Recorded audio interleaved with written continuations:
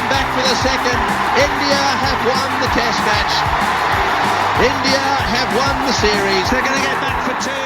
India at home. Lords goes wild.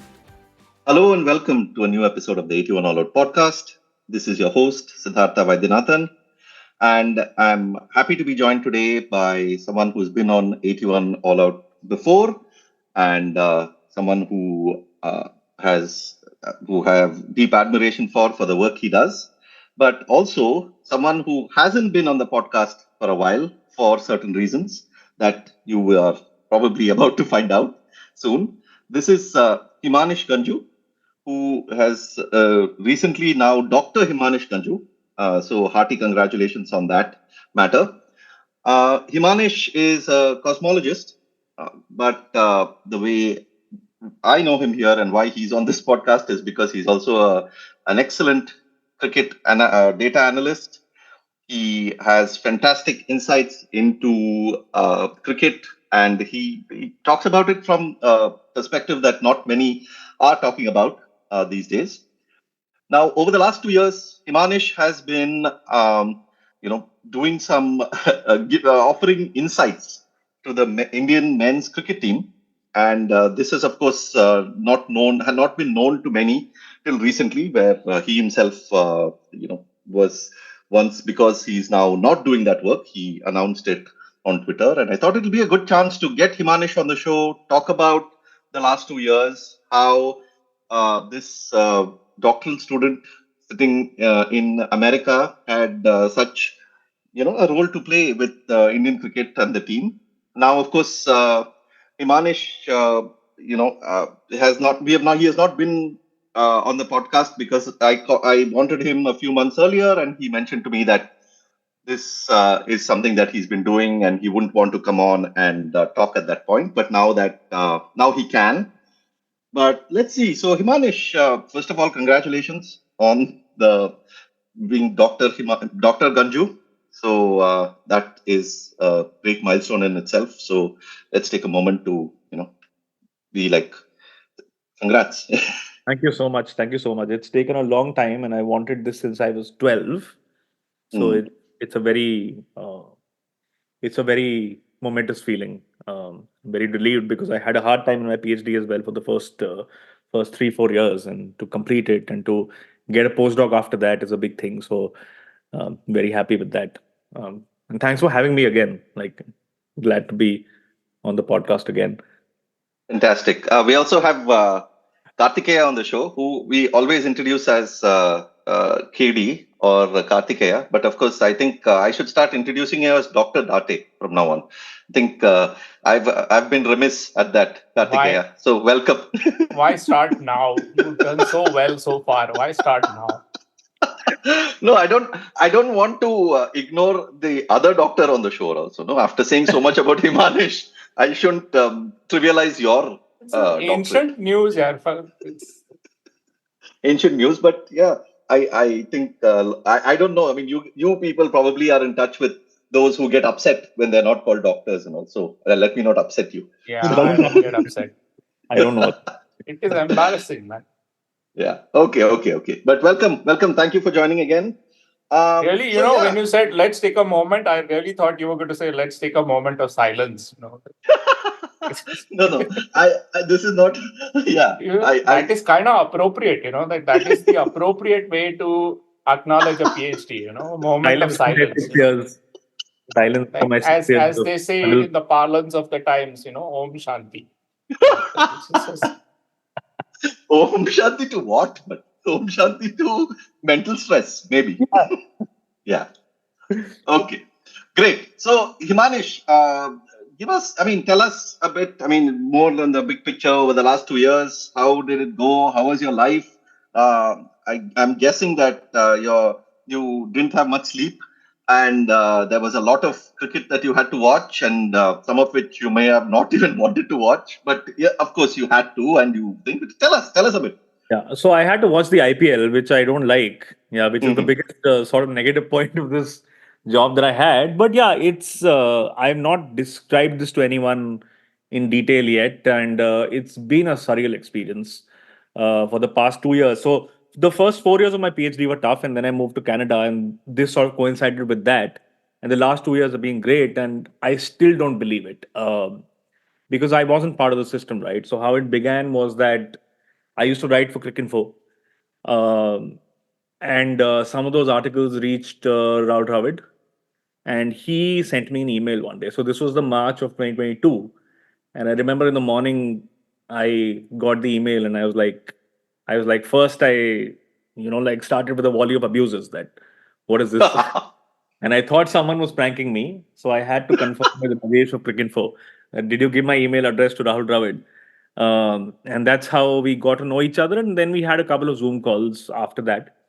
And he was interested in knowing how I looked at data. He read my articles because he reads so much, right? So he was interested, and only after a few minutes did I realize that okay, this guy is not just Rahul Dravid; he's the coach of the Indian team. So if he's interested in talking to me, there must be something deeper in the offing. Like so, we had a couple of calls. We chatted. Then, fortunately, they came to Florida in August, and I Yeah. met the coaches, and from there on, I sort of got on board with the team. So I was working remotely for 2 years. I met them a couple of times when they were here in the US. So yeah, so 2 years I've been working remotely. I've been doing a lot of work. The time zones were kind of screwed, so I had to stay up and watch. But yeah, it's been an experience of a lifetime, and I still don't believe it, and I still don't know how to describe it. Maybe I'll start writing about it uh, privately after a while. But yeah, like it's been absolutely crazy, and to sort of know that I've played a part in these 2 years is something I don't believe still. It's also been very gratifying because finally we won the World Cup. Not that that's important, but that is important, right? So we won the World Cup, and that sort of conclusion was very satisfying for me and my wife both. Yeah, so yeah, we'll get into it, but yeah, that's the long and short of it.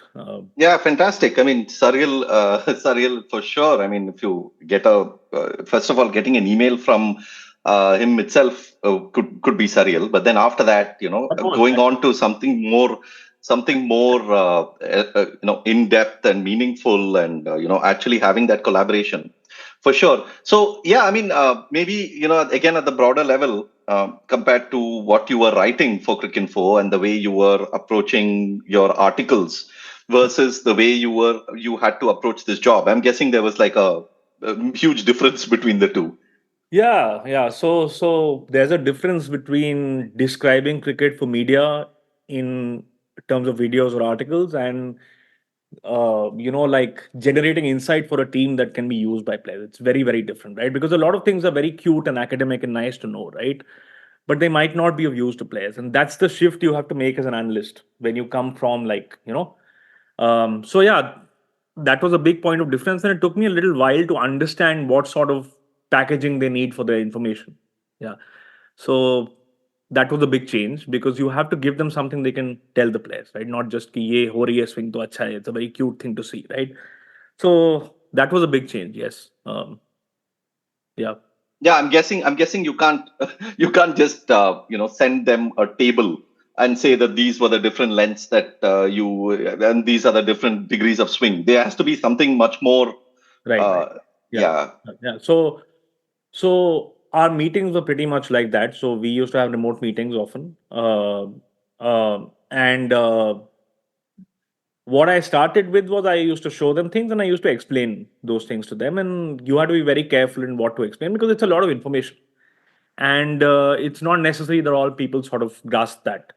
So you have to be very careful in how you talk and how you package as an analyst. And that's an aspect of the job which people don't really talk about, but it's very important. Yeah. I mean, there's been quite, I mean, of course, Katie, chime in at any point of time with thoughts or questions or whatever. So, but I'm just continuing on this train of thought about, this whole, uh, in my view, ridiculous kind of dichotomy that people have started to draw or have been drawing for a long time between, the data side of things and the non-data side of things, as if there is like, as if you can completely ignore one side and look at the other side, and how how data people or data merchants, as they're called, I think, or Excel merchants or whatever people call them, how they ignore certain things, how they treat people like robots and all that. Did you feel a kind of is that only things happening in Twitter, or is it also happening in the space of where you were? I mean, I've been very fortunate that the coaches were very, very open to what I was doing. And they could understand that I wasn't just doing like Excel merchantry, right? So called, right? You have to understand the game first. This is what I tell people who come to me, first has to be a basic grounding in the game. And from there on, you get to use data to formulate questions that you want answered and answer them, right? So it has to be grounded in understanding cricket first, and the data helps you. So the data isn't like it shouldn't be divorced from the game.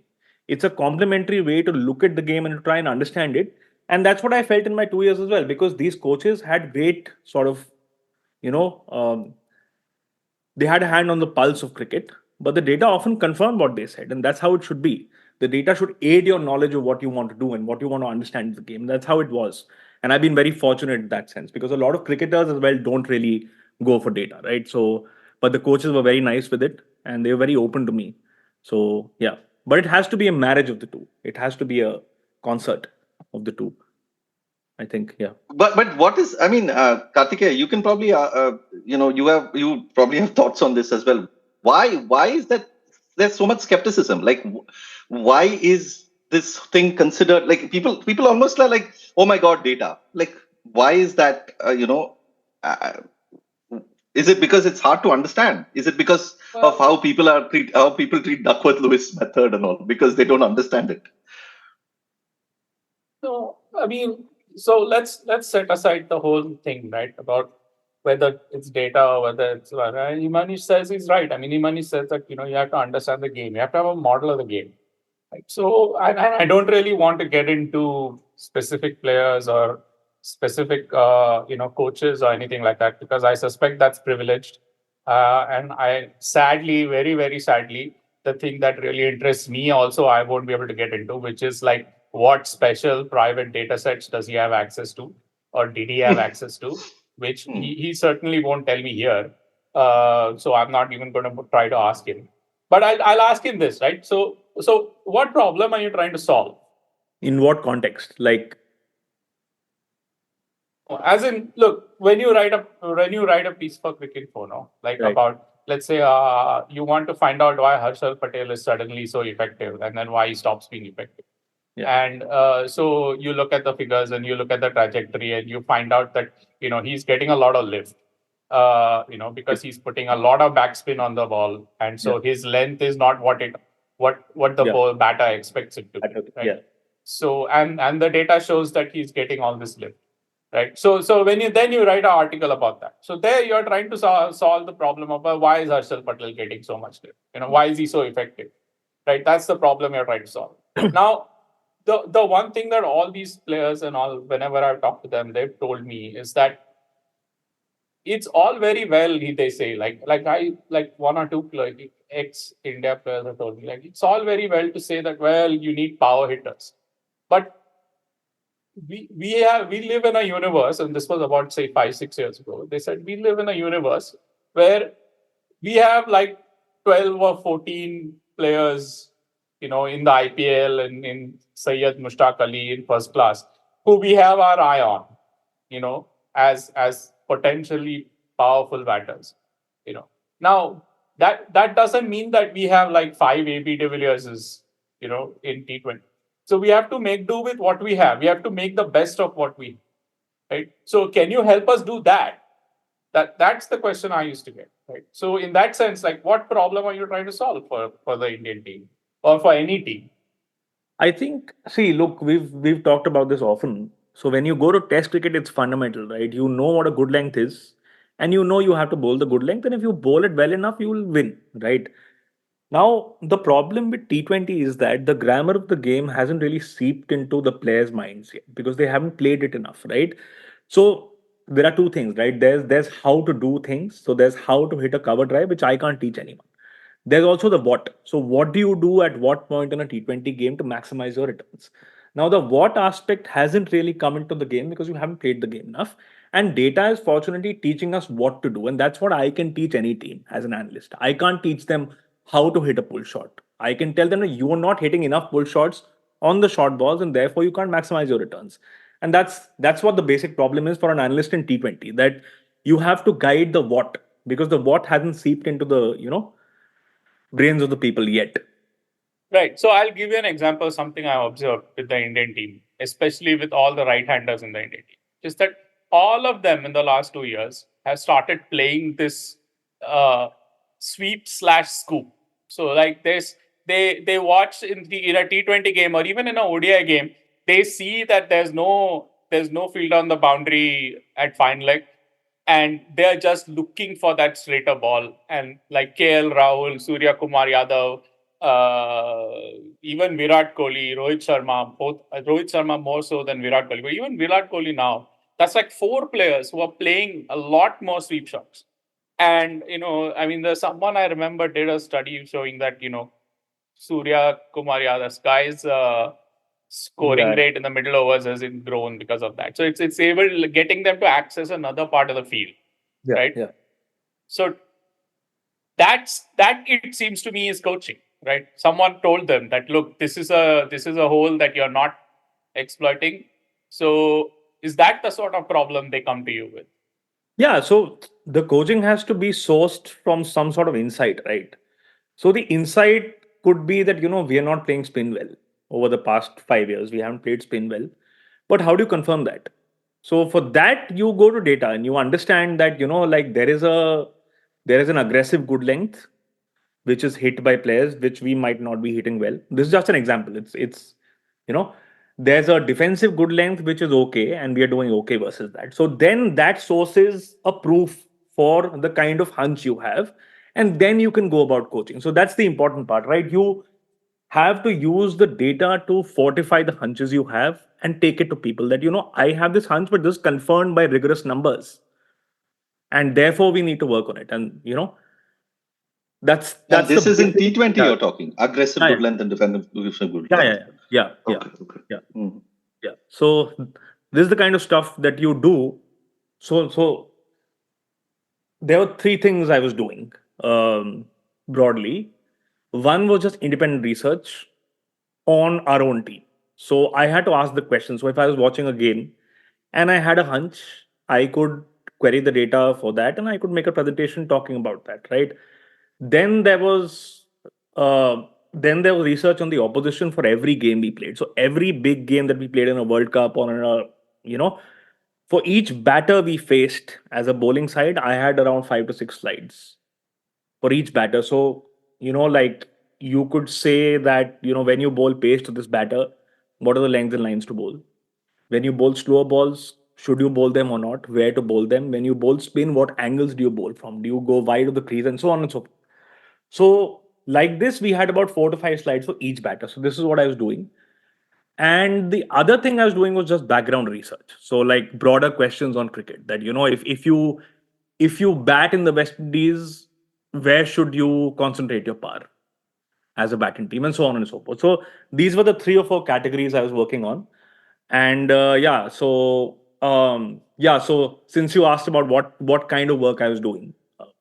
So because the other thing sort of that I sort of had in mind, and what I've heard is that players and coaches, they are very, very comfortable working with video data. So they are willing to watch videos endlessly. They are willing to study video compilations endlessly. So did you get involved on that side of things? I had no access to video. We've sometimes had meetings where we sort of used video along with my data to understand things. And I remember this. This was before the Border Gavaskar Trophy, and we were talking about some players' technique versus spin. And I showed them some data with a pitch map and things like that, and they pulled up a video, and then we were talking about that, and it was very surreal to me to perceive that moment, that here I am living out the fantasy of cricket nerds by matching all this data with video and talking about technique with Rahul Dravid and Vikram Rathod and so on. So that is one of the biggest, so like thoughts that I have, like when I think about this, uh, 2 years. But yeah, so Video I wasn't involved in at all, and I would have liked to do that, but yeah, I wasn't. But to your point about video, right? So video again is something that they're conditioned to do and learn from since they're very young. So because they've always had video, they've always watched the game on TV, they've always had that sort of analysis, they're comfortable with it. Data is something that they haven't had. So it's a very, very, very new thing. And that's why I'm suspecting they're not very comfortable with it. But they have like video databases, no? Like they can call a particular batter's deliveries against a particular type of bowling and things like that. No? I think that the cricket public and the cricketers sort of mental model of using videos is anecdotal and point like. So you have points, like you have 10 points where I'll watch 10 balls where I got out, right? So it's still raw data. It's not like collective data. So the collective data aspect is a level of abstraction that they don't really trust right now, which I'm sort of agreeing with them because it's not perfect, right? So you have to be very careful and smart in sort of trying to interpret what data is telling you in cricket. It was very sparse and very noisy and it doesn't capture everything and so on. And they're right to distrust it because they haven't really grown up with it, right? So you have to be very, very careful in sort of talking about those insights with them directly. Well, Yeah. I mean, they also have skin in the game, no? I mean, like it's not an academic discussion for them. And it's also that, like these people are highly, highly, highly skilled, right? And they've sort of focused on doing that one repeatable thing for 15 years. And they trust it because it works. And and suddenly you tell them that nahi, nahi, ye nahi hoga, aisa nahi hoga. Obviously they'll be defensive, no. And that's how it works. I get it.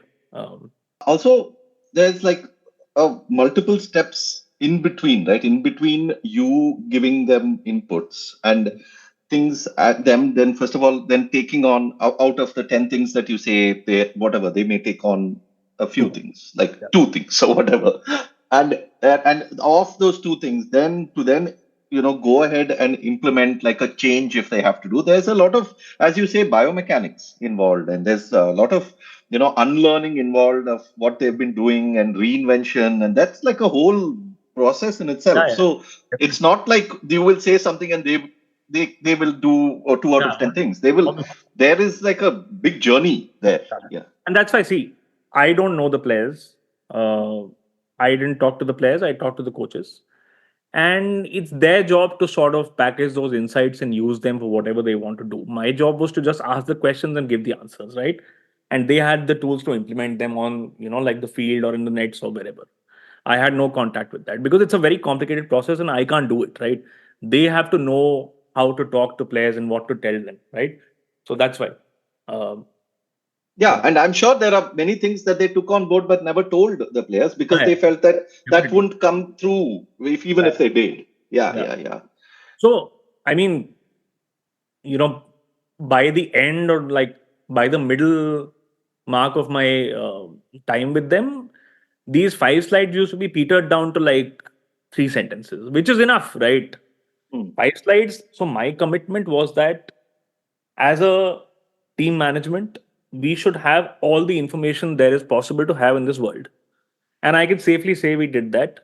We were on the cutting edge of using data for any team, right? And we did that. But ultimately, on the ground, that has to be distilled into these 2 or 3 pithy things that you tell them, and that's how it works. But we should have all the information that we can have, which I think we did very well. And I'm very proud of it that we had this culture. This culture of going from using the data to the culture of just having the data, just believing that you should have everything. This good length, right? This 4 to 5 meter good length in test matches is the primary length for bowlers. So about the Glenn McGrath length. No, that's for pacers. So this is for spinners, you say. So about 70 to 80% of this length is played on the front foot. But someone like Marnus or someone like Stokes, they play about 40% of this on the front foot.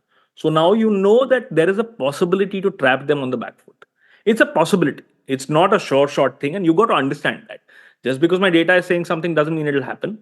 You got to understand that this is a possibility of, So you could use this data point to trap them. And maybe it happened once. I don't remember. But yeah, the point is that this culture of having all the information that you can have about every player, right?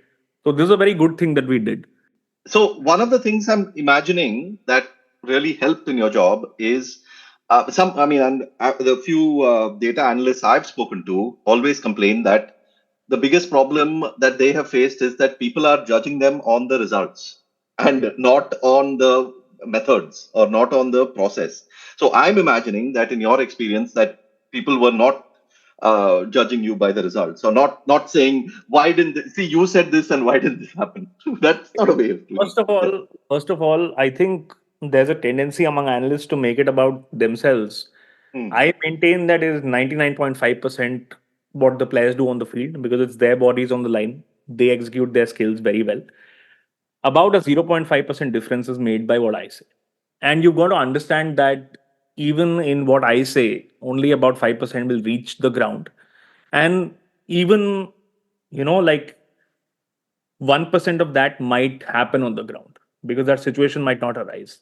And not everything works the way it should, right? Because it's a random game ultimately, right? So thankfully, the coaches are very cognizant of that. And you got to understand that nothing I say or don't say will make such a big difference. And you got to understand that. You can take credit for a few things, but that's very rare and very random. It's not because of me that we won. I just helped a little bit, and you got to understand that.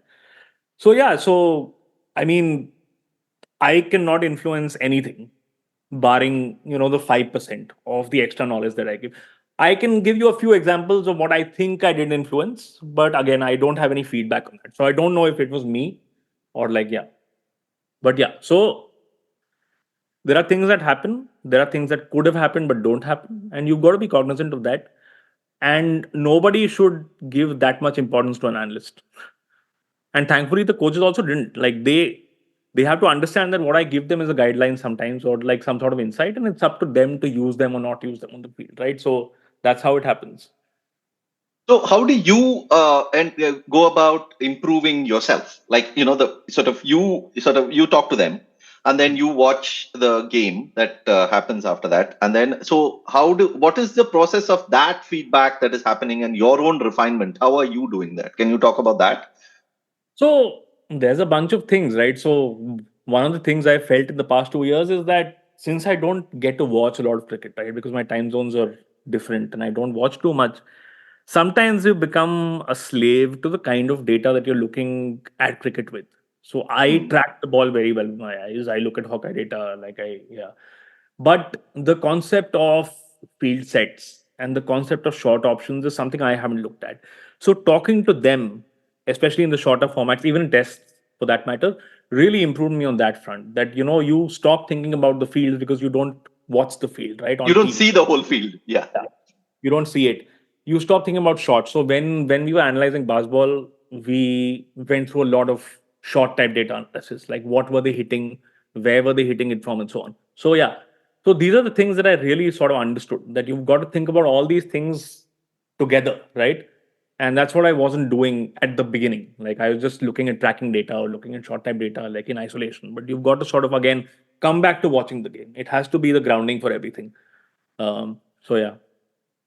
And is there, I follow quite a bit of basketball, and I do know that they are big on spatial data and in terms of movement, because, you learn a lot about basketball in terms of how players move, where they are positioned and things. Is there that level of data in cricket available? Think they have it, but I didn't get access to it. Hmm. And I think there's a couple of companies that sort of track fielders and all. But I think that's a very second, third order effect right now. I think we should still work on modeling the batter and the bowler better, especially the batter. But I don't think they use it too much, or I didn't have access to that sort of data. How much of this time was, you did mention about the opposition and the batters, but if can you give us an idea of how much of your time was spent on studying the Indian team, and how much the opposition? Because just roughly, yeah. So yeah, I was tracking our own players like silently in the background. If I found something, I would tell the team. But about 20-30% our own players and Hmm. about 70% the opposition. Oh, okay. Okay. Because we already know our own players well. If there's a specific thing which I can see in the data which they don't know, then I And these people are very, very smart. The coaches, they actually know almost everything I told them, right? So they knew it was just about being backed by data. So they already know stuff. And I've been very lucky in that sense, both Rohit and the coaches, right? So they've been very, very, very insightful with how they look at the game. And that made my job easier in the sense that I didn't have to tell the basics to them, which sounds insulting, but it's not a very frequent thing in cricket. Like it's yeah. So yeah, about 20% I used to track our own players in the IPL. For example, I was tracking who's swinging the ball this much, who's turning, who's not, So yeah, that I used to do. And I used to assess our own batters as well from time to time. So that used to happen, but majorly opposition research. Yeah. How much are matchups as big as they are made out to be, or is there a bit of a over I mean, emphasis on them? zero thoughter, yes, they are. But Hmm. even within a matchup, you can look for things, right? So, for example, in the West Indies, you had the whole factor of ground dimensions and wind, right? So, if we had to bowl a slow left arm bowler to a left hander, even then you could do it because the ground is larger on that side, or the left hander has one weak zone on the top of the stumps. So there are nuances within matchups that you can explore. But zero thoughter, yes, they work, right? Because the convention of cricket is that you don't hit against the spin and so on. So they do work, but yeah, you have to be a little more balanced with it, which I think Rohit did very well. I'm very grateful to him and like how he led the team and how he captained. And yeah, so there's a bit of a nuance there that you have to explore. Like it's not like you just bowl one kind of bowler to one kind of batter. Yeah. And it's also not easy, right? I mean, especially in a T20 game. I mean, you have 4 overs, and then the game is so rapidly changing. And the bowler, the batter who you want to bowl to, might be out in the first Right, yeah. ball, and then the new batter comes, and all that Right. happens. Right. Yeah. Right. So your plans have to be malleable in that sense, which I think we were very good with. I'm very thankful uh, that we had that sort of insight on the field and off the field as well. But yeah, I mean, you can't have set plans in T20. You can have plans for each batter that we could try these 3 things or 4 things, and we don't have to do these 3 things. But it all depends on how the match is going, right? So yeah. Is it as big a big deal in Test cricket too, or is it like players are good enough? I mean, a lot of players are good enough to not really be matchup centric. Like I said, like again, in Test cricket, it's fundamental. So like it's just like line length and deviation, right? So if you get that correctly, and if you have enough help from the conditions in terms of deviation, then you are bound to get a wicket sooner rather than later. Hmm. And it's much more fundamental in that sense. So yeah, that's Yeah, a little easier to analyze. yeah. Yeah, I mean, just as an example, I'll take an example from baseball. I mean, I've been involved in quite a bit of this, like very, very, very low level league close to my house, and they teach us. The good coaches come and also teach us a bit about coaching, because they're like, it'll be good for you to also learn coaching, and you don't have there can't be coaches for every little team, so they need parents to also help coach the teams. And one of the things that the coach said on the first day was basically, yeah, you see a lot of stuff going on about description of baseball on TV and all. Forget about all that. The great baseball players know 5 things, and they do it extraordinarily well. That's And what they it do it like 200,000 times before they are, even like 20. there's this normal curve meme going around on Twitter, no, where there is a person on the left tail of the normal curve saying a very basic thing, and there's a person in the middle saying a very advanced thing, and then there's a person at the right tail saying the same basic thing. It's the same with cricket. Ultimately, you can do whatever you want, you can build ML models and all. Ultimately, it comes down to line length and deviation. Yeah. And you realize that. So once you look at the data, even the coaches used to say, "Ki it's still about that good length. It's still about that 6 to 8 meter good length or whatever." So it comes down to the basics, and the fact is that these players are highly, highly skilled at doing those basics well, right? And that's why they're such Yeah. good players, right? So it comes down to that always. Like you can have all sort of insight, but ultimately you have to go execute that basic good length, you know. So that's what it is in cricket, at least. I don't know the other sports, but Yeah. I mean, I think a lot is true for, I mean, especially for sports like this, where, the bat ball sports, yeah, I'm saying, yeah, the that's, more you look at data, the more you realize it.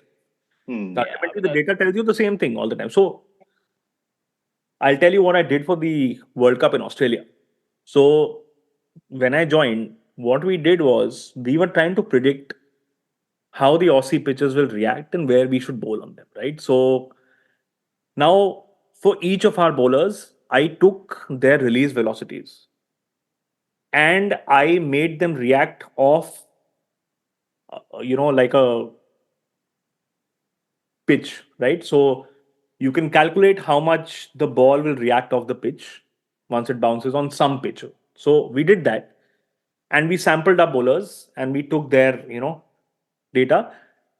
What we found after all this sampling, so I could do a matchup, right? So I could say कि Babar Azam खेल रहा है and Arshdeep is bowling, where should he bowl? So you take Arshdeep's release velocities, you process them off the pitch using the pitches data, and then you say कि ball ऐसे जा रही है after pitching.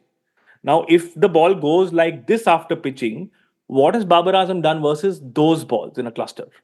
Right? So this sort of complicated modeling we did, ultimately you find the same thing. He is bad versus whatever hard length, right? So this entire complicated thing gave you the same answer that he is bad versus hard length for every bowler.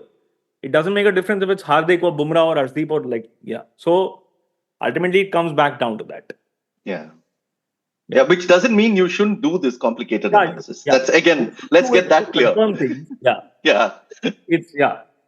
It's pithy and it's gorgeous that it comes down to again like line and length. Wohi hai. Yeah. For all this modeling, this is just to tell you what all we did, but ultimately you get back to the basics.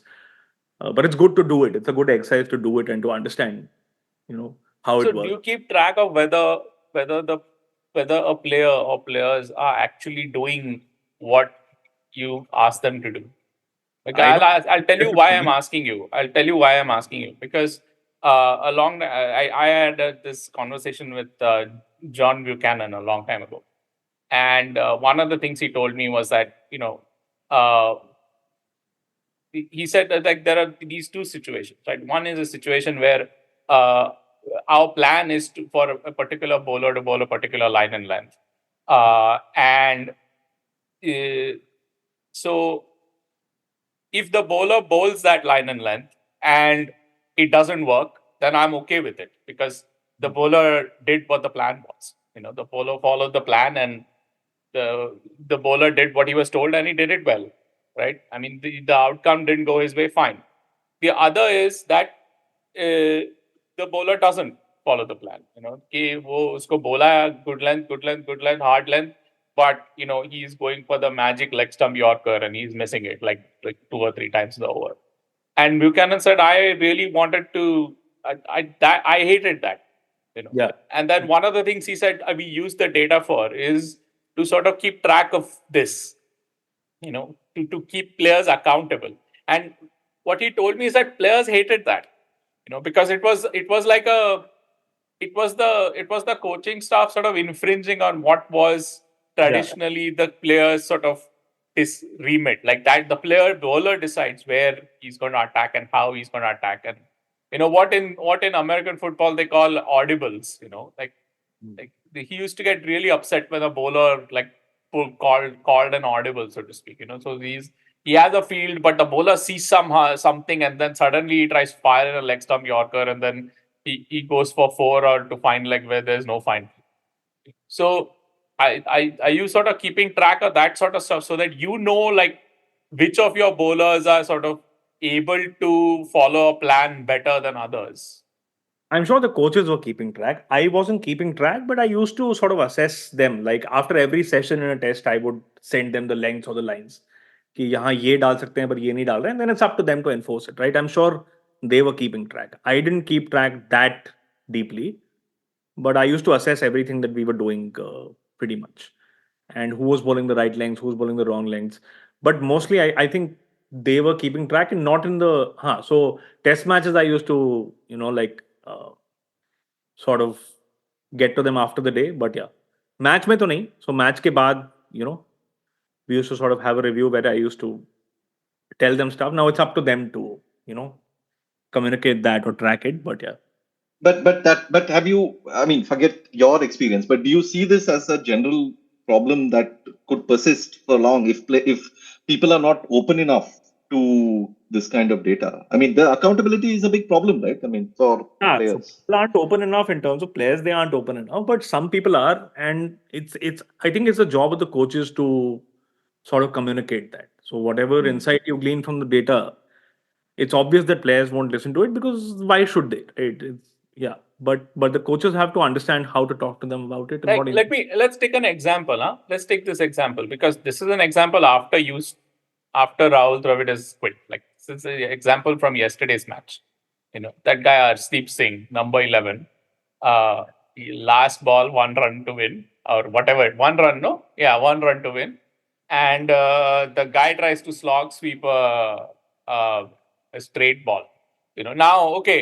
Now we know from the data that in the DRS era, finger spinners are sort of attacking the stumps a lot more, and so on and so on, right? And then they're bowling that. This level of complicated, this I don't think But anyone that's knows besides or the point. forgets No, about but it. so is Arshdeep, like, you have a good sense of what Arshdeep is going to do. No, I mean you can see that. And I when I was watching that, I actually watched like the last 5 hours of that match, and I was absolutely sure that this guy is going to swing. Like, this guy is definitely going to slog, right? And he did slog, right? Because he's Arshdeep Singh and because he's a number 11 and because, like he decided, it looked like it was like setting up for the slog sleep, like even before the ball was bowled, right? So ball was released. So No, I don't think you can. So I don't think you can muddy a player's mind with this level of complicated. Malay, it's true. Like what you said is true and should be part of anyone's. yeah, but you can't help it, no. Like, he's not going to listen to you, no. So then what? And you shouldn't even tell him that because that's too much Yeah. information. Now, for a batter, right, for someone like Kohli or Rohit, they knew it, ऐसे ही उनको पता था. Because they played so much, they know it. Instinctively, yeah. So they know it. But you can't externally, put that information into someone. It's too much information for any player. So Also, how much information can you give a player about their weaker suit, right? I mean, Arshdeep Singh is not a batter. Like, how much information can you give him about his batting? You can't even hold him to, like, to for that. No, you can't really tell Arshdeep Singh you can't tell him that you haven't kept your end of the plan up. Like he'll say, like, what the hell? Yeah, I get to bat once in like 7 games. Like, no. So I think the balance of peppering players with data versus giving them their freedom and letting them play instinctively and being gentle with what you push to them is very, very important for a team. And I think one of the things that this coaching staff was doing was just managing that balance perfectly well. They knew how to talk to them, how much to say, how much not to say. And yeah, so that's very crucial, I think. And you can't really give them too much information because they have to execute their skills, right? You can't muddy their minds with अभी ये देखो DRS era में ऐसा हो रहा है. It's so I'll tell you one really nice like distinction that someone drew to me once. I won't tell you who. You know who probably know who I'm talking about. But he said that when you're looking at the record, you're prone to look for what is desirable, but a coach has to look for what is possible. And what he's really talking about there is that the coach knows what the player can do, right? So, like, and what the player can learn in, say, 5 days before the next game begins. So the coach is sort of, and it's an enormous value. Like, that is like the hard part, which is to know, like, what a player can change in 5 days and whether it's realistic and whether to even bring something up, right? So, I'm not aware of any sort of data work which looks at that side of things yet. I mean, that because would that's really require- hard. Like, that's much harder to model than modeling that. What is a good length and that's fairly straightforward, right? It's much harder to model, and these sorts of experiments happen in the nets, right? So if you had data for that, which I've been an advocate of, that you have hockey data for nets, you have biomechanical data for nets, then you can actually assess. For example, if a bowler is bowling at 95 kilometers per hour, and I tell them that you have to bowl at 85 now, right? Now, how is that change affecting their length, and how quickly are they able to make that change from that speed? Is something we can calculate in the nets if we had data for that, but we don't, right? So once we get to that level, we should and absolutely, should do it. Yeah. Yeah, now you Yeah, have so drone technology and all that. I like mean, there is a you can lot you say can like use. you Yeah. can say like for instance like this is an example which has come up before with which is that in with DRS and in India finger spinners there are a lot of pitch conditions and lot of the pitch conditions become suitable for the faster flatter bowling much more often in India than they do in say Australia or something like that with DRS. And so but you can say till you're blue in the face that well, look at Jadeja, he can bowl at 98 kilometers per hour, and his length is immaculate, and he does it over after over after over, and he doesn't get tired, right? And like some other bowler who's used to bowling like 86, 87, 88, you ask them to go like, okay, now you add like 10 Ks, they'll be able to do it, but they won't be able to do it for a 6 hour spell without losing their length, right? So Right. that's the hard part. Then you can only show that's the hard part. You can't really show that like because the bowler tries to put in that extra speed and then the bowler loses balance in the delivery stride and And all that sort of stuff. that's something you get to understand also when you work in this field, that it's very easy to say on TV that ये इसका shot मारना चाहिए था इसको, he should bowl faster. But these are such complicated systems at work in a very high-paced game that it takes a lot of effort to make even the tiniest of changes, right? And you appreciate that once you push these suggestions and they don't come through, and you understand why they don't come through, right? Then you sort of understand that it's very, very hard to make changes for these people. It's a very high-paced sport. It's a very, very convoluted system working with like, yeah. And Um, that's why the great players are the great players, no? Because yeah, they are exactly. better at so much more, and they are able to make changes so much faster, and the range of changes that they can make is so much greater. It's like what Roger Federer says, no? That he says like he's not better because he's better at one thing. He's better because he's better at more things than the Right, opposition. right. That's why he wins more points. That's why he stays in more points, than the opponent. But So, that is a data thing, no? Like that is a matter of the record. That you can show that Federer is better at more things simply by looking at the record. If you have a good enough shot-wise record for each point, right? Yeah. So that's something we should maybe come to, Sid, like the whole data collection side of things, which is the trajectory is a very powerful thing. Like if you have just the raw trajectory, which is basically the XYZT of every frame and the of the ball in every frame. Yeah. If you just have that, you can do a lot, right? You with sort of the basic equations of physics. Yeah. You know. Yeah.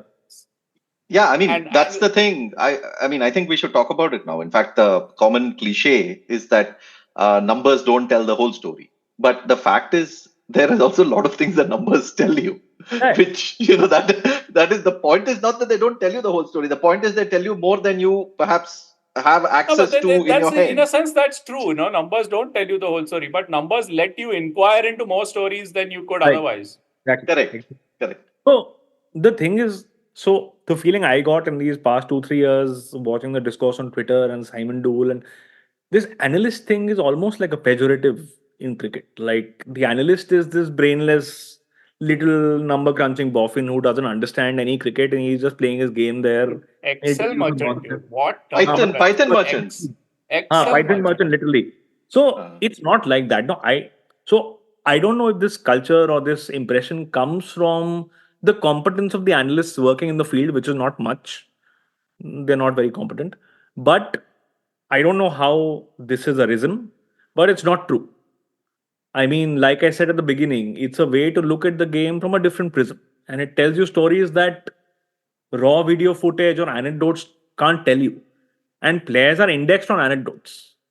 If a player is bowling, some sort of slow leg break, and they got like 5 wickets in the last 10 years with that thing, they'll think that this is my go to ball.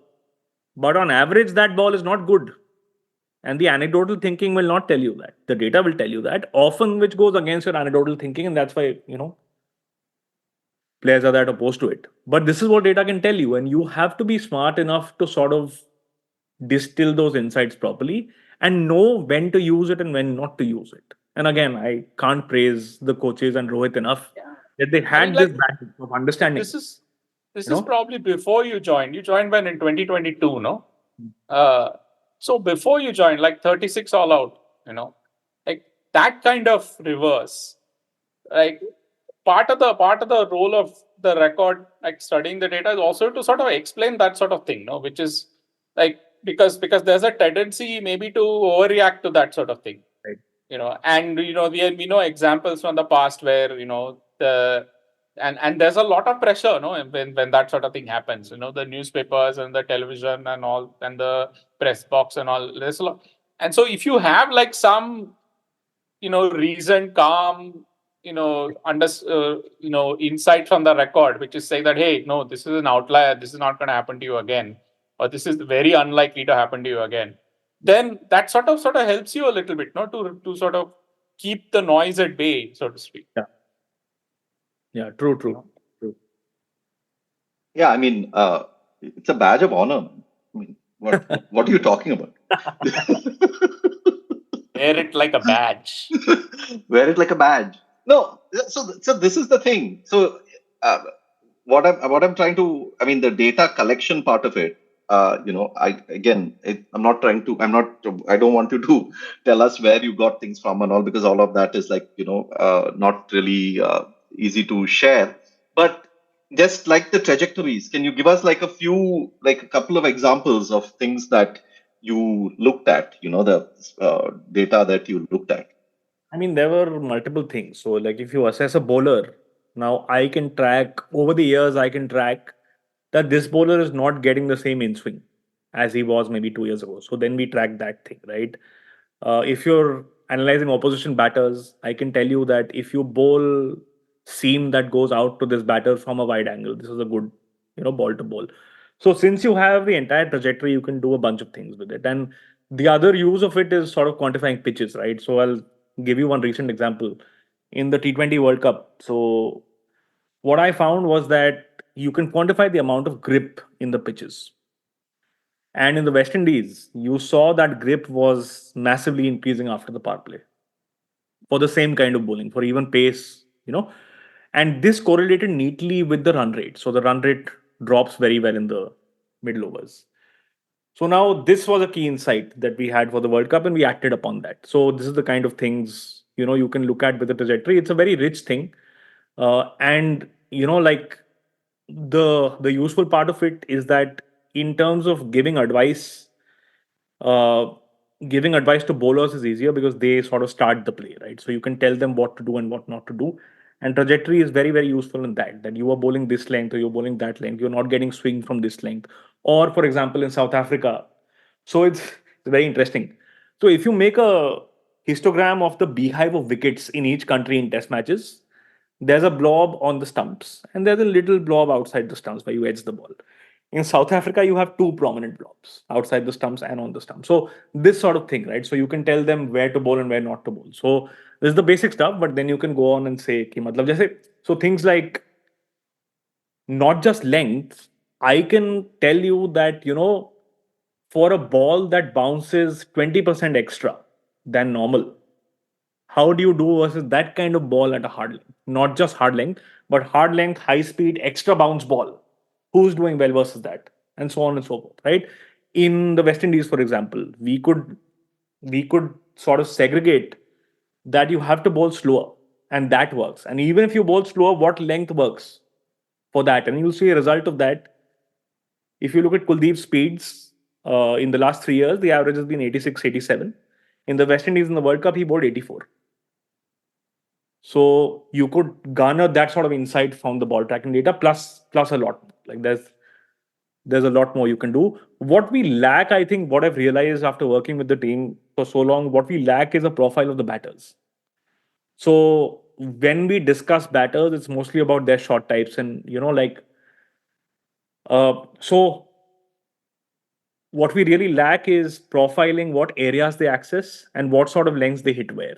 And we haven't really got a consistent model for that yet, which I'm thinking of sort of working on. But yeah, I think the ball tracking sort of gives you a very good handle on the bowler, but the batter hasn't been profiled very well. And that's very important for T20 because I think so. Like you can, so like if you build a model sort of tracking how the quality of the ball measures against the run output of that ball, what you see is that the game state dominates over the ball, So the game state is really the factor that determines how the ball goes, not the ball's quality itself. So the game state is a latent variable that encodes the batter's intent or the batter's, range. So we need to model that properly now. I think that will be the next step to understand how T20 works because T20 is determinant on the batter. Like it, yeah. So So game state as in what the batter is trying to do at that. No, so scoring, asking rate and stuff, Okay. resources. yeah. So the balls left is the greatest sort of factor, and nothing Ah. else matters. So yeah, that makes sense intuitively. But to model that, you have to really model the batter first. That I have a certain field set, and the batter has range. So someone like Surya can hit the same ball in 5 places where someone else can't, right? So to model that thing will be very important in T20, which we hadn't done, See, properly. that's the basis of the whole bowling doesn't matter in T20 claim. Yeah, and it's true. But but there's an interesting exception to that, which I think the whole thing about West Indies may after the power play the ball grips more, and so economy rates improve for bowlers, right?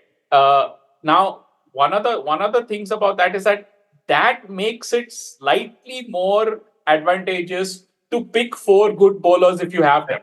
Right. So this Right? thing Because then the difference between Kuldeep and Washington Sundar outside the power play is sort of amplified. So this concept of bowling not mattering is contingent upon there being flat conditions, flat and homogeneous conditions. Once you average have conditions. once you have conditions where deviation matters, Yeah. their bowling matters, right? So there having Bumrah is like a cheat code, or having someone like Kuldeep with a cheat code, right? So it has to Having be Bumrah everywhere is a cheat code, man. Nowadays, that guy, like he's producing like magic with the ball, man. Really. So I mean, it is like he's doing conjuring tricks. That guy is doing. Genie. He's a genie. Yeah, genie. Yeah. So that's actually a point that I wanted to bring up. So through the time that you worked with the team, I mean, there were all these great players that were playing in the team. Bumrah, of course, being one of the greatest, perhaps the greatest in that team. The greatest. I don't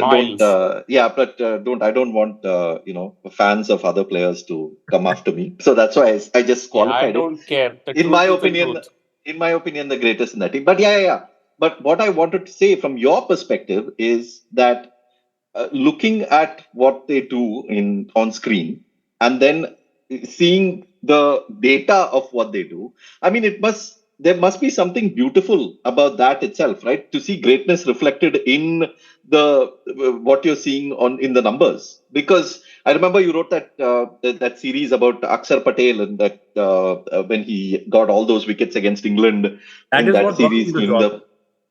That is what got you the job. Yeah, exactly. But the fact is, watching Akshar Patel bowl in that series on TV, whereas seeing all that you were seeing in your data, I mean, I'm guessing that your appreciation just is tenfold compared to a normal. That's why I tell people the same thing I was telling you, that it's a complementary thing. Like what you are feeling when you watch, and then you get it confirmed in the data that this guy is bowling 60% good length, right? And that's unheard of, right? Or someone like Surya has like some 160 strike rate in the good length. Or someone like Kohli. So Kohli has a 190 strike rate versus pace in the good length, which is like 5 standard deviations above, right? So just seeing, like, that Kohli was hitting pace well, right, in the IPL, but just seeing that and breaking it down in terms of the processes, that, okay, he's hitting good length well, which no one hits, right? So that is the magical thing, that you get that confirmation from the rigorous numbers and you sort of understand the breakdown of it in the data, right? Or someone like Bumrah, right? So I've been talking about this on Twitter as well, that he gets a lot more lift than other bowlers.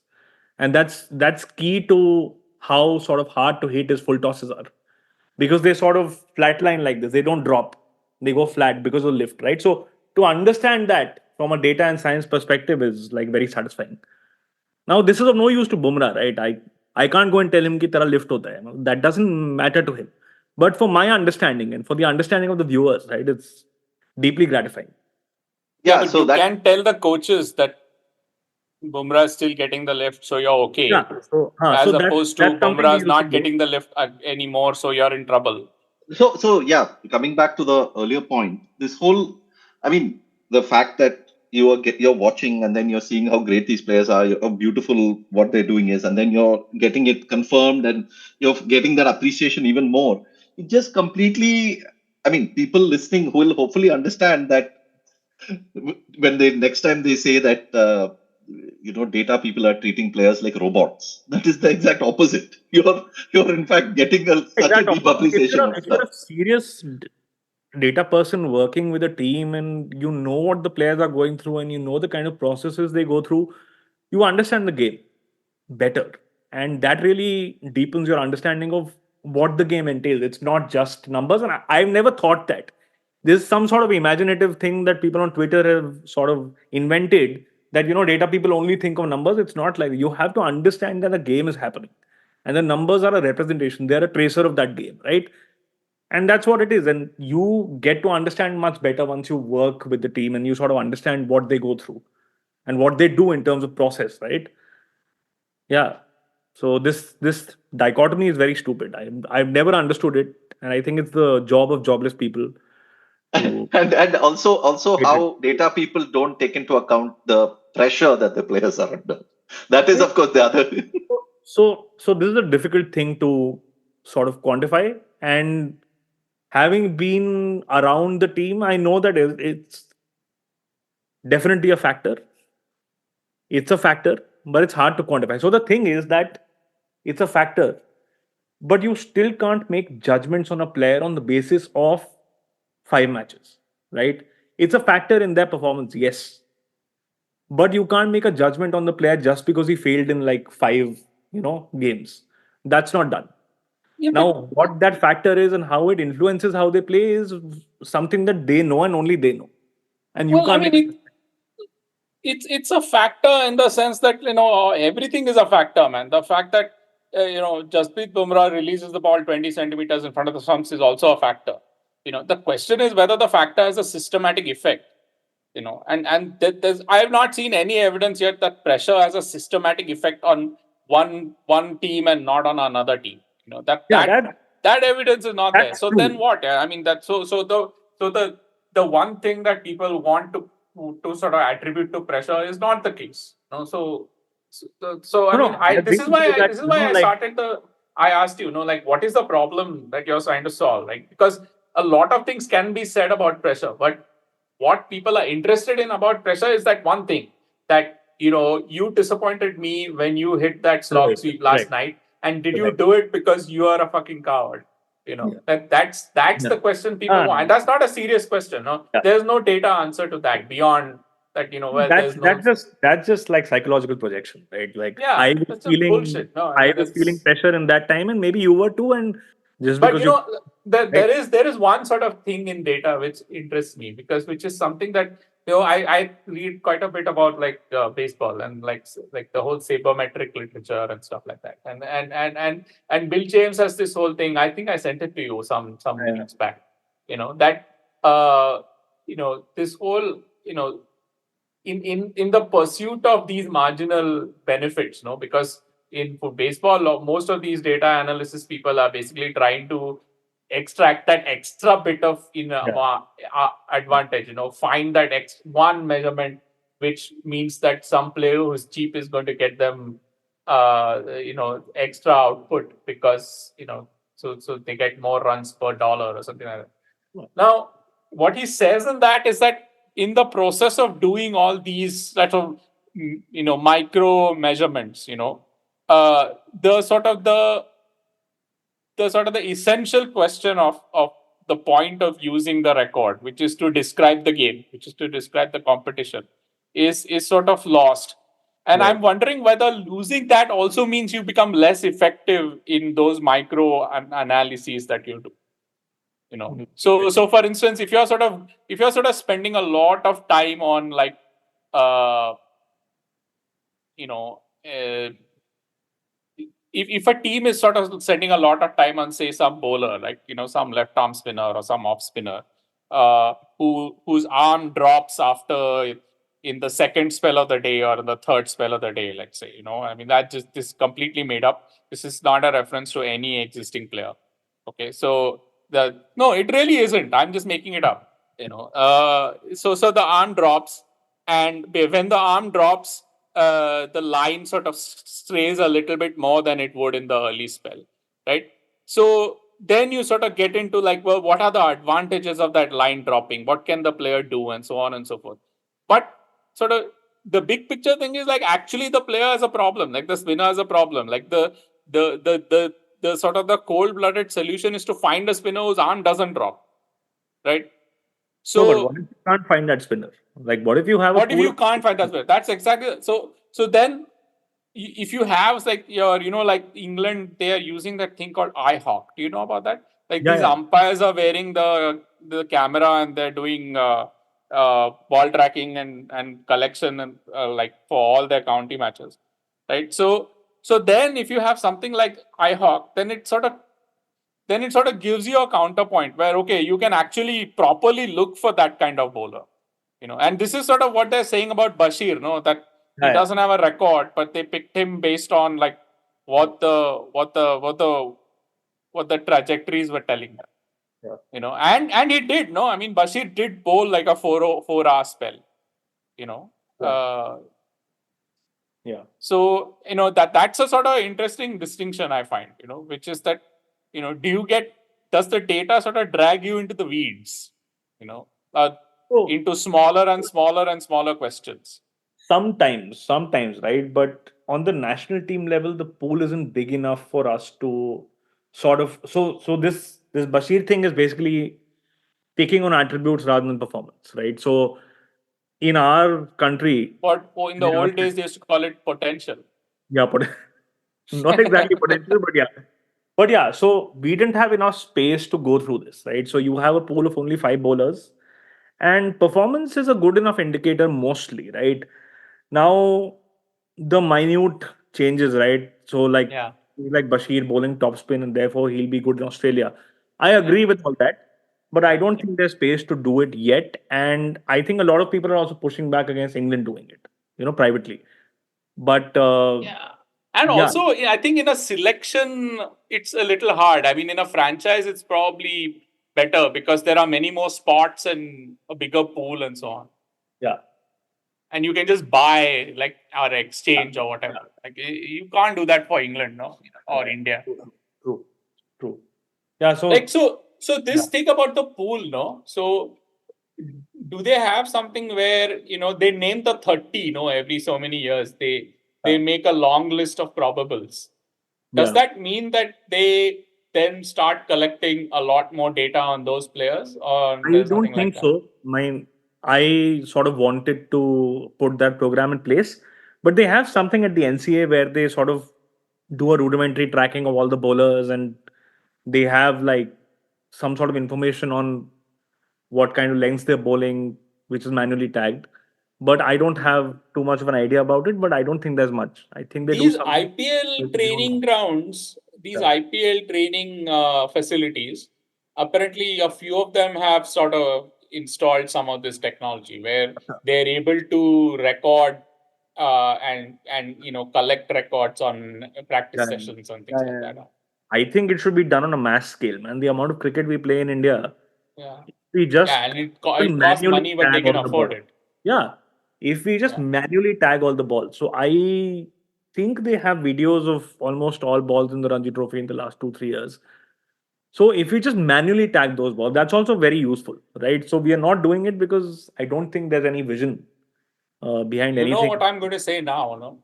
Like, they should just record control that. That's the but one. with control, you want like the length and the line and the kind of variation, right? Because you need to slice by that. Yeah. So control is, good, but to go a little deeper, you need to understand what the ball was and these Yeah. things. And manually tag, you mean one person sitting and inputting Yeah.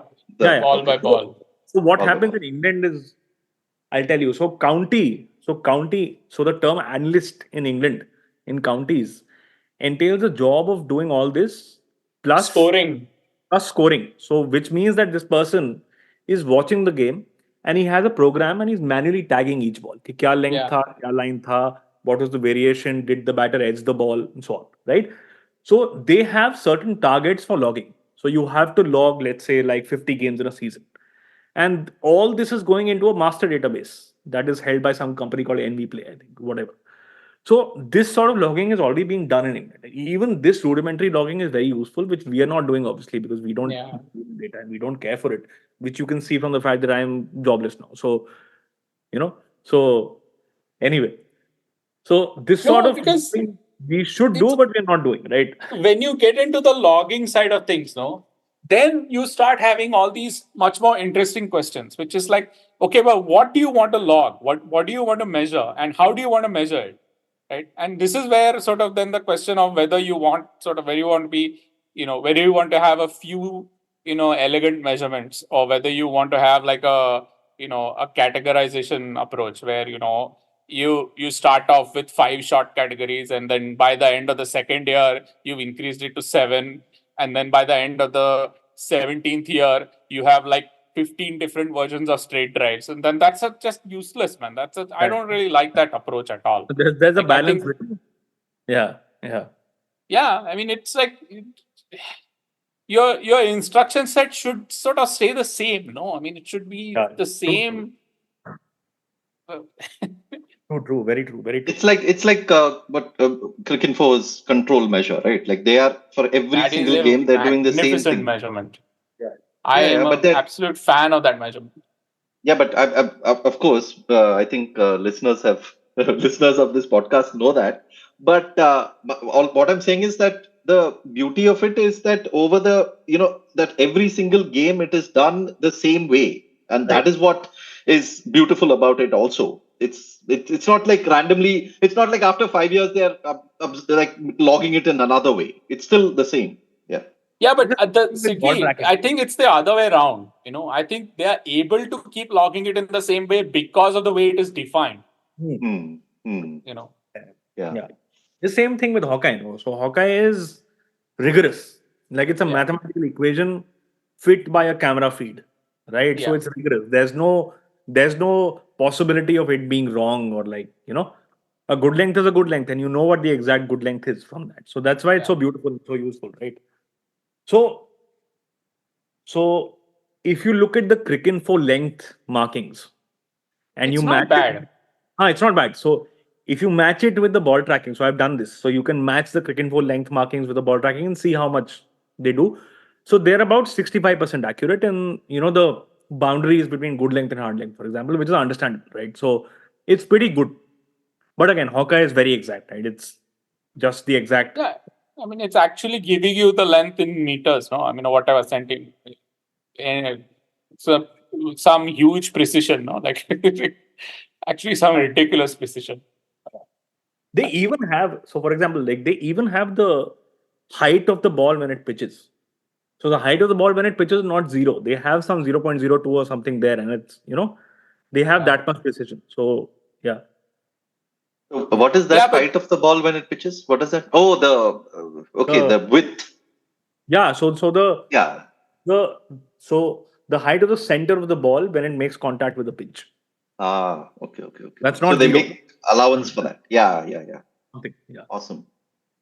But that's actually a complicated problem, no? Because basically what they're doing is they're constructing the trajectory out of these frames, no, of video. Now, unless you have enough frames, at some point you have enough frames to sort of be able to build that trajectory. But there's no guarantee that there's no guarantee that you'll actually get the frame where the ball is making contact with the ground, right? So there must be some interpolation, but The fact is that they have it, like, yeah.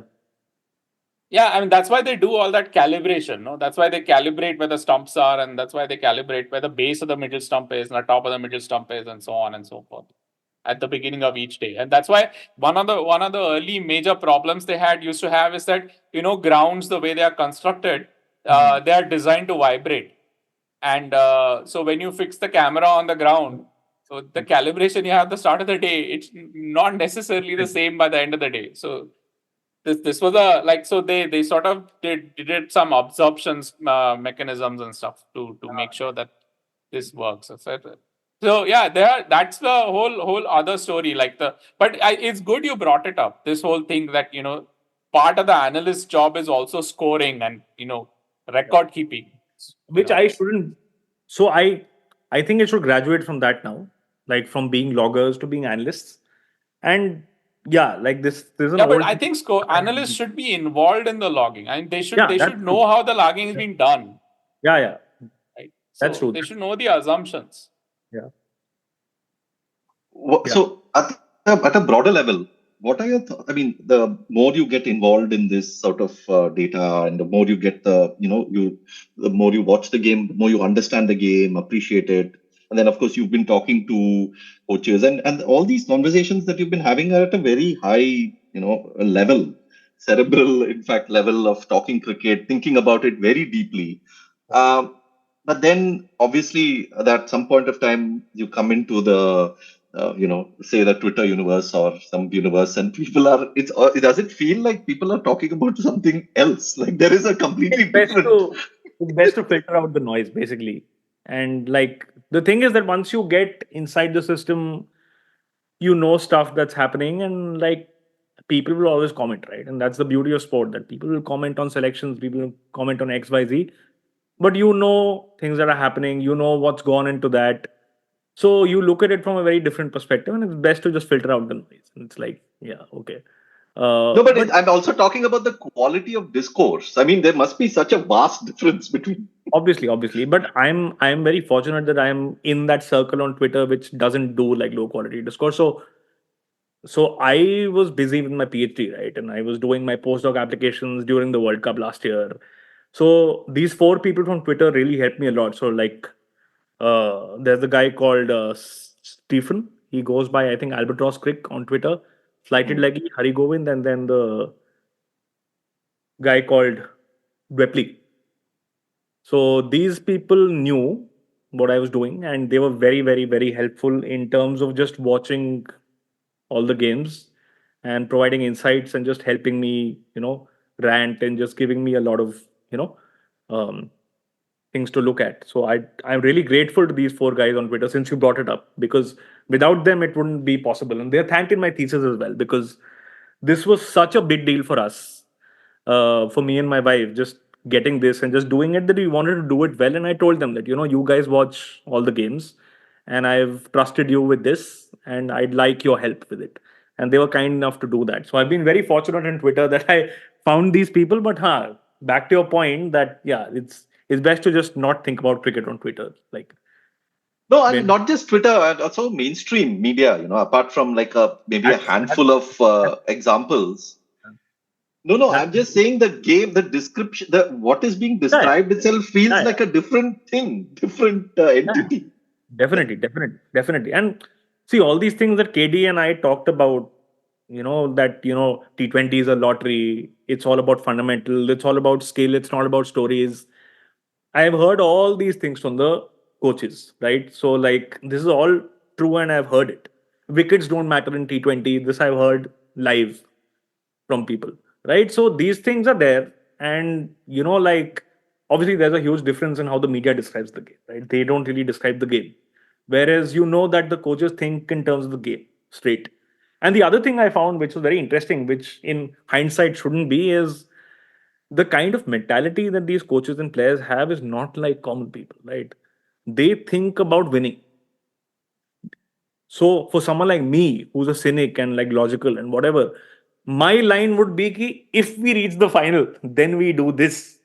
Their line would be, we'll reach the final and meet this team there, or we'll meet that team there, and therefore we plan. So this gap in the mentality is something which common people, even I, can't understand it, right?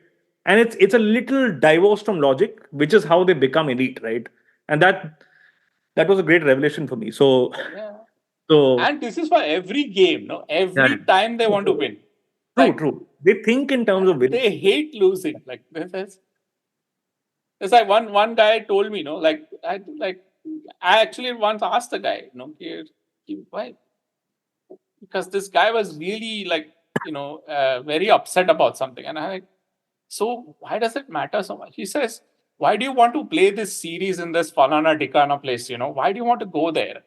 You know, and this guy, his answer was simple. He said, because it's there. Yeah. So we have to win. There's what is the point of playing if you don't want to win? So that Yeah, that seems is to the common fallacy, right? Where the fans sort of associate their enthusiasm for the series with the players' enthusiasm for the series. Yeah. I mean, just because you don't care for India versus Sri Lanka one-day series doesn't mean that the players playing don't care for it. So, anyway, we are we are almost like wrapping. exhausted now. But I didn't want to leave without one thing, which is like, okay, at heart of heart, you're also a fan. That's how you got into the game and you started watching the game. Now, talk to us also about the fact that, I mean, all the work that you were doing and all that was all there, but there must have been moments of great elation and disappointment, and World Cup final in 50 over World Cup final contrasted with the T20 World Cup final, for instance. No. So it's very complicated for me because I had a lot of emotional attachment, not just to the team as a fan, but once I got to know the coaches and, I knew what they were going through and what they were putting in, right? So it became all the more important for me. And that is not the ideal way to work, but it sort of became that for me, right? So even in the test series, right? So it was actually very taxing for me mentally because the time zones were, you know, so I used to go to sleep hoping that we'd do well on some day and then wake up and then look at the data or whatever, right? It's very taxing in that sense that, I couldn't ever sleep properly because I could get a call from someone or something would be happening in a one day match in the World Cup. So that way it was very taxing emotionally as a fan as well. And, as a fan of knowing the coaches personally and knowing what we were doing and how much we'd put in. So in the ODI World Cup, I remember we met in July to discuss that World Cup in Trinidad. And we didn't have much to do because on all the metrics we were doing very well. And I told Rohit that, it's fine. And we were doing well in the World Cup. We had a plan in place. We were doing well. In the final, so during that World Cup, I didn't give them too much, because we were doing well. And in the final, I thought it'll be okay. Like we have two good teams. We might lose, but there's a good chance we'll win. And then that happened. And I remember I woke up. So I'd gone to sleep because I didn't want to watch. So also I haven't watched that World Cup fully because I was just too emotionally charged to watch it properly. So I went to sleep. I woke up when we were 4 down, I think, and I was like, fuck, this is not happening. This is not happening. And then, yeah, we were morose. And I remember that on the next day, we had gone to dinner somewhere and we were just crying there in public. Like we were just crying at a BJ's because we were that, shell shocked. And, because this was it, right? We'd won 10 games. We were playing the best cricket that we played. And it happens, right? Sometimes you get a bad day and, it happened. But yeah, that was devastating. And then, but the good thing is that credit to the man, right? So the planning for the next World Cup began a week later. So that's what I meant when I said these people. The man being the coach. Yeah, these people think in terms of winning. So planning began right then, right? So I didn't have time to dwell on that. Obviously, it still hurts, but then the planning began, and then we got through and we won. And winning in the West Indies was a better proposition because then I could meet them, and we could end this on a good note. Having won. And you watched a lot of that World Cup live, right? I watched 4 games. So we went for 4 games. We went for India, Pakistan, then we went for Afghanistan, Australia, and the final. So 4 games. And yeah, so in the final, again, so at the 15 over mark, I was like dead. I was sitting like this. I was like, yeah, this is what I thought would happen, and this is what's happened because their hitting of spin was very good, right? And they hit spin very well, and they made sure to get a boundary every over. They were hitting our spinners. You know, so I was dead, and then we started doing well. And I think when 2 overs were left, I was like, "Ki ab ho sakta hai. Now we can do it." And then when we won, we just cried a lot. Like so when Surya took that catch, he was at long off, and we were at long on, and Rohit was in front of us. We couldn't see the catch. The ball went. He took the catch. We couldn't see it. We didn't know what happened. And then we saw Rohit running. And then we were like, fuck, okay. And then when we won, it was just, we cried so much. Like we hugged each other and cried for about 10 minutes in the stands. Like, because it was because it's not just that World Cup, right? So planning for that World Cup was going on for 2 years, 3 years, whatever, like 2.5 years. We'd made certain choices, we'd made certain plans, done so much stuff, and they deserved it. They deserved it because they'd put so much work in, and they got that little rub of luck that they needed, which they talked about as well, right? So just all that culminating in a victory was just I said on Twitter, it's the best day of my life, and it doesn't even compare to my PhD because the PhD is for me, right? But to be part of a team which is parallel and working for one goal and having helped in that, and to do something which impacts like millions of people. It's not just me working on some niche dark matter theory which no one cares about, right? It's me working on this thing which gives joy to so many people, is such a gratifying experience that I can't, like, I've started writing about it privately just to keep my own thoughts in order, but I can't ever describe it. And to do it for Rahul Bhai and for Rohit was just immensely satisfying. Like it's just amazing, and it'll be a story we keep telling. We have a lot of stories, uh, but yeah, just from the very beginning and just getting to win and then getting to be with the team in that hotel stuck because of the hurricane for 3 days was good, and just that that culmination was like very very satisfying for us just because of the work we'd put in, the work the team had put in. It was just, yeah, it's some things are meant to be, and there's no way we could have won that game from 30 of 30, but we won. So yeah, some things are just meant to be, and I'm very glad because I won't talk much about Rahul Bhai. He doesn't like people talking about him in public, but I saw a lot of crap on Twitter for a long time about him that, he's a test match player and how will he understand T20. I just want to say one thing. I've never met a more radical thinking cricketer in my life. He's obviously, so sometimes I had to remind myself that this guy is one of the best cricketers of all time because he's that smart. He was that insightful, that smart, and credit to him, he was that curious to bring me in and talk to me. But he's just that radical, forward thinking in terms of T20, right? And people don't know this. People think, yeah, matlab, test player hai to kya? But he is that way. And he is that way. And this transformation that we've had is a result of him and Rohit pushing that culture. Rohit was on board from the beginning. And it's because of these guys that we really pushed that culture and we did it. We changed the way we played and we did it. So to have all that come to a head there and to win the World Cup, because no one cares if you don't win the World Cup, right? There'll be the same narrative again, right? No, To I win the care. World Cup, Chokers. chokers. So So, I care, no? but the very few people, very few. But yeah, Yeah, we KD, you are a group of one, man. What is this? Yeah. No, man, if that stupid Ahmedabad pitch had gripped just a little bit more than it did under that's what. lights, they would have won both the World Cups, man. What the fuck?